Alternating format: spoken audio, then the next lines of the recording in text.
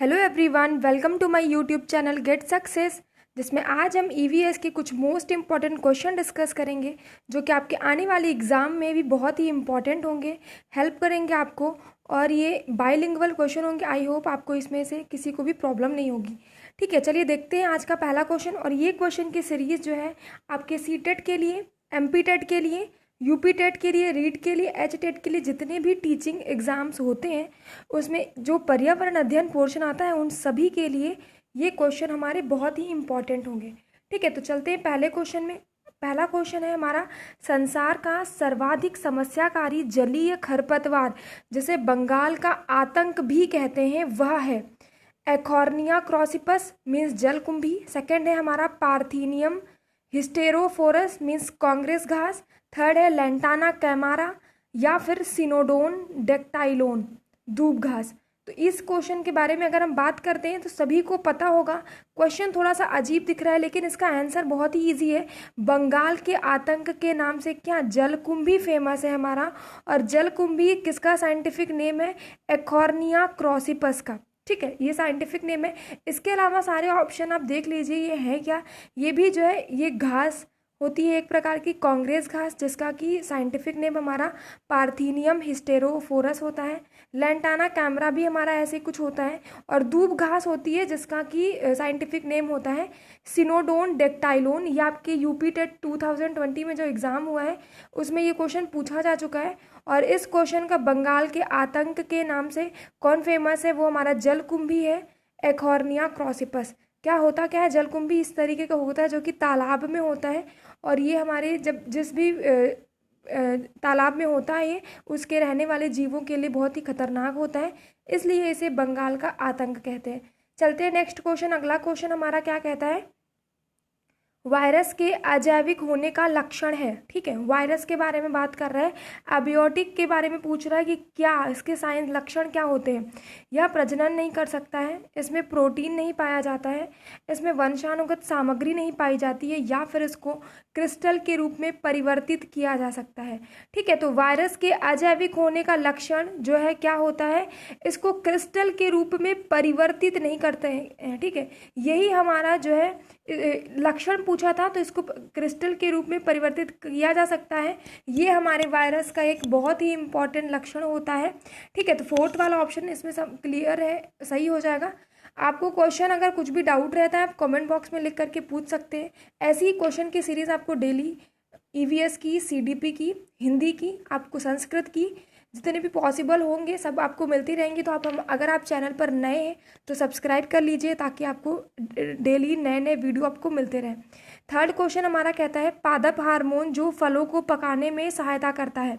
ठीक है, पादप हार्मोन के बारे में बात कर रहे हैं, प्लांट हार्मोन के बारे में बात कर रहे हैं जो फलों को पकाने में जो सहायता करते हैं, तो वो हमारे कौन से होंगे? साइटोकाइनिन, जिब्रेलिन, ऑक्सिन या फिर इथाइलिन। ठीक है, तो क्वेश्चन हमारा कह रहा था पादप हार्मोन जो फलों को पकाने में सहायता करता है, तो वो हमारा होता है इथाइलिन, जो कि फलों को पकाने में, पौधे की वृद्धि में सभी में सहायता करता है, वो हमारे इथाइलिन है। इसके अलावा ये सभी भी हमारे हार्मोन ही होते जो कि पौधे की वृद्धि में ही सहायता करते हैं, हर जगह पे किसी ना किसी रूप में सहायता करते हैं। लेकिन अगर क्वेश्चन कह रहा है फलों को पकाने में, तो हमारा चौथा वाला ऑप्शन इथाइलिन बिल्कुल सही होगा।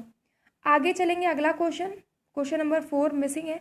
क्वेश्चन नंबर 5 हमारा, किस प्रकार का डीएनए कोशिका में सामान्य रूप से पाया जाता है?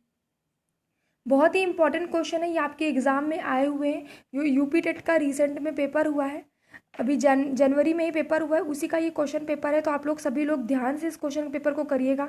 आपके एमपी टेट में जो आपका एग्जाम होने वाला है उन सभी के लिए ये क्वेश्चन बहुत ही इंपॉर्टेंट रहेंगे। ठीक है, क्वेश्चन नंबर 5 हमारा क्या कहता है? किस प्रकार का डीएनए कोशिका में सामान्य रूप से पाया जाता है? बी डीएनए है, सी डीएनए, ए डीएनए या फिर 2 डीएनए? तो हमारा कौन सा ऑप्शन सही हो जाएगा? जो हमारा बी डीएनए होता है, ये भी एक फॉर्म होता है। ठीक है, डीएनए का ही एक फॉर्म डीएनए आरएनए होता है जो कि हमारे मदद करते हैं उसको जीन को डिफाइन करने में। तो बी डीएनए जो है कोशिका में सामान्य रूप में पाया जाता है, सेल में हमारे पाया जाएगा। अगला क्वेश्चन, क्वेश्चन नंबर 6। ये तो थे हमारे साइंस से क्वेश्चन, ईवीएस में ही आ गया। लेकिन अब देखो हिस्ट्री का भी क्वेश्चन इन्होंने पूछ लिया है, जीएस से रिलेटेड। सन 1853 में भारत की पहली यात्री ट्रेन चली थी। पहला ऑप्शन है कलकत्ता से अलीपुर के बीच में, बम्बई से थाड़े के बीच में, बम्बई से पुणे के बीच में, या फिर कलकत्ता से दमदम के बीच में। तो हमारी पहली ट्रेन 1853 में जो हमारी पहली ट्रेन चली थी वो थी बम्बई से थाड़े के बीच में। ठीक है, बम्बई से थाड़े हमारी पहली ट्रेन चली थी, जो कि किसके टाइम पीरियड पर चली थी? लॉर्ड डलहौजी के टाइम पीरियड पर चली थी। अगला क्वेश्चन, एशिया का सबसे बड़ा पशु मेला। ठीक है, एशिया का जो हमारे यहाँ भारत में लगता है और वो एशिया का सबसे बड़ा पशु मेला वो कौन सा है? पुष्कर में है, सोनपुर में है, हरिद्वार में है, या फिर नासिक में है? तो एशिया का सबसे बड़ा पशु मेला हमारे सोनपुर का मेला, ठीक है, जो कि पशुओं के लिए फेमस है, सोनपुर का मेला। ठीक है, चलते हैं अगले क्वेश्चन पे। क्वेश्चन नंबर 8 हमारा क्या कहता है? राष्ट्रीय एकता परिषद की स्थापना हुई थी 1971 में, 61 में, 51 में, या फिर 81 में? तो राष्ट्रीय एकता परिषद की स्थापना जो कि जवाहरलाल नेहरू के द्वारा की गई थी, सेकंड वाला ऑप्शन हमारा बिल्कुल सही होगा, 1961 में। ठीक है, आई होप क्लियर हो रहा होगा आपको। ये फैक्ट बेस्ड क्वेश्चन है, आपको पता होने चाहिए। अगला क्वेश्चन, क्वेश्चन नंबर 9 हमारा कहता है समता के अधिकार का उल्लेख संविधान के किन अनुच्छेदों में मिलता है? 23 से 24 में, 14 से 18 में, 19 से 22 में, या फिर 25 से 28 में? तो समता का उल्लेख जो है, सेकंड वाला ऑप्शन, अनुच्छेद 14 से लेकर के 18 तक में हमारे समता का जो है राइट टू इक्वलिटी की बात की गई है 14 से 18 तक में। अगर इसी में पूछा जाता है आर्टिकल 17 जिसमें अस्पृश्यता का अंत बताया गया है, बहुत ही इंपॉर्टेंट है कि बहुत बार एग्जाम में पूछा जा चुका है। अगला क्वेश्चन, क्वेश्चन नंबर 10 रहेगा हमारा, किस देश में लचीला संविधान है? ठीक है, अमेरिका में, चीन में, भारत में, या फिर यूनाइटेड किंगडम में? ठीक है, ये अभी जो यूपीटेट का क्वेश्चन पेपर आया है, ठीक है, किस देश में लचीला संविधान है? लचीले संविधान की बात करेंगे तो वो हमारा चौथा वाला ऑप्शन यूनाइटेड किंगडम होगा। इसमें बहुत ऑप्शन में कंफ्यूजन था कि भारत होगा या फिर यूनाइटेड किंगडम, तो इसमें चौथा वाला ऑप्शन हमारे आयोग ने भी यही आंसर माना है, चौथा वाला ऑप्शन बिल्कुल सही है, यूनाइटेड किंगडम होगा इसका सही आंसर। चलेंगे अगले क्वेश्चन पे। क्वेश्चन नंबर 11 हमारा क्या कहता है? पूर्वा किस अधिवास में शामिल है?